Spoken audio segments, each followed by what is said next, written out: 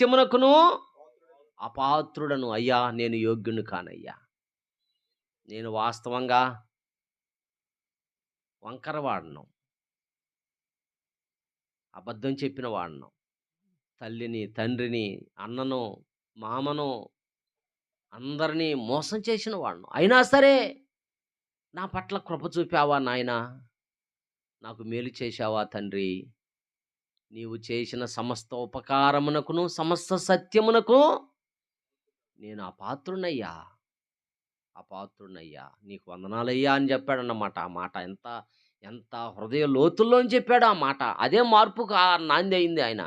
ఆ తర్వాత ఎబ్బోకు రేగు దగ్గర పాపాలు ఒప్పుకొని ఆయన ఇశ్రాయేలుగా మార్చబడతాడు కానీ అసలు ఇక్కడే అతనిలో సంఘర్షణ ప్రారంభమైపోయింది. నేను ఇంతటి వంచకుడను, ఇంతగా దేవుని మాటకు అవిధేయత చూపిన వాడను,